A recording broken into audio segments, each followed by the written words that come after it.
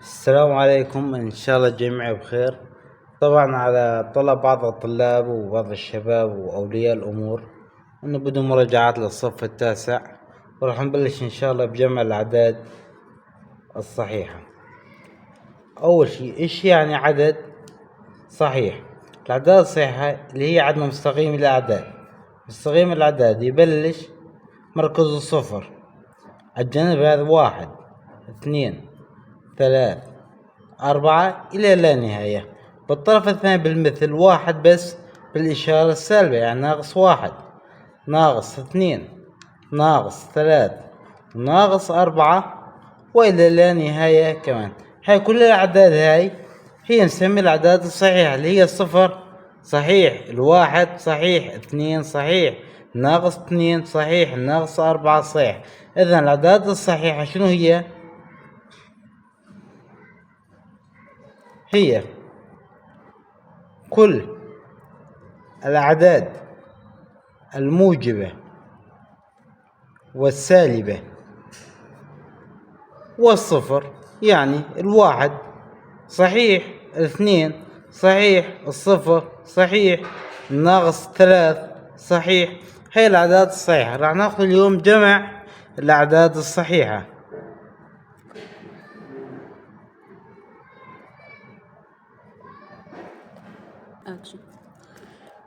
كون بعدنا أعداد سالبة وأعداد موجبة، يعني بجمع الأعداد الصحيحة العملية دائما جمع، ولكن تختلف. أحيانا يجي عددين لهما نفس الإشارة، سالب موجب موجب سالب سالب، أو يجي إشارتين مختلفتين، موجب سالب سالب موجب.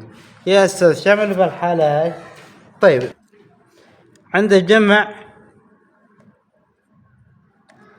عددين لهما الإشارة ذاتها، نضع الإشارة ونجمع.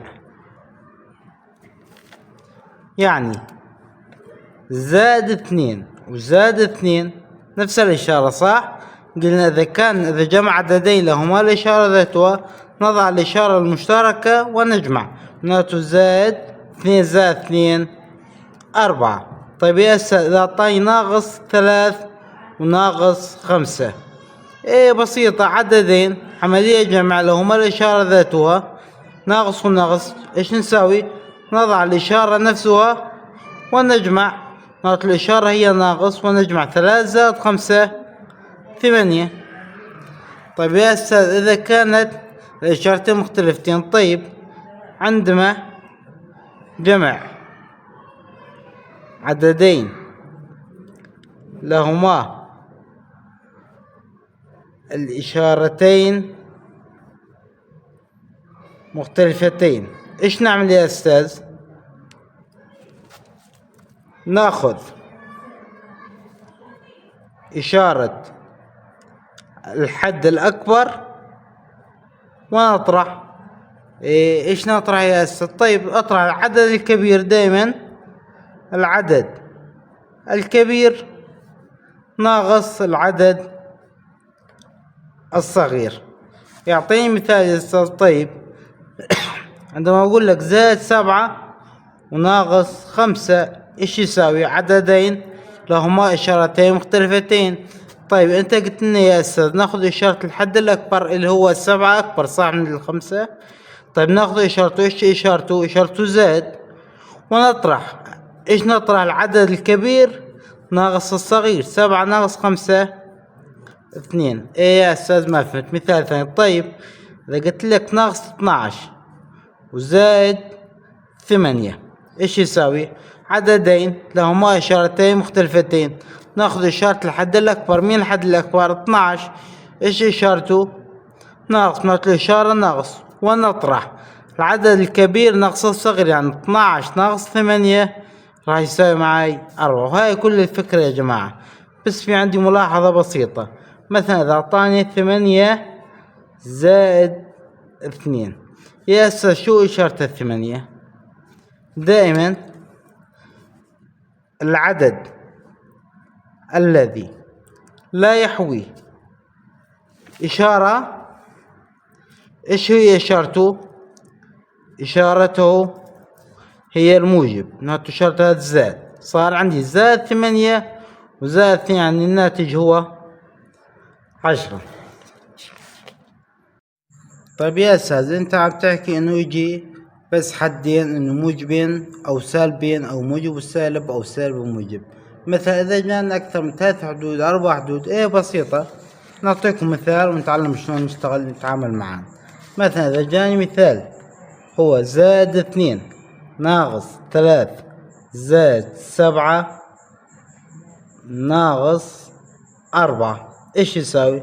إيه بسيطة، أرتب الأعداد الموجبة جنب بعض والسالبة نفس الشي جنب بعض. يلا الموجبة اللي هي زائد 2 زائد 7، ايش ظل عندي أعداد السلبية؟ هي الناقص 3 والناقص 4. تمام، أجي الأعداد الموجبة أجمعها لحال، والأعداد السالبة أجمعها لحال.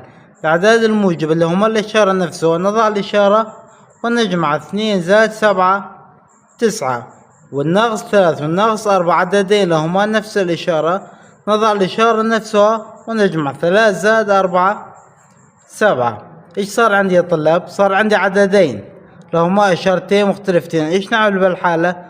ناخذ إشارة الحد الأكبر اللي هو 9 اللي هي الإشارة الموجب، ونطرح 9 ناقص 7 2. هاي كل الفكرة يا شباب. راح أعطيكم مثال، ويا ريت لكل بالتعليقات يحلوا أو يبعثني على صفحة الواتساب أو التليجرام الحل. ناقص 5 زائد 2 ناقص 3 ناقص 3 وزائد 1. هذا المثال الأول. مثال ثاني،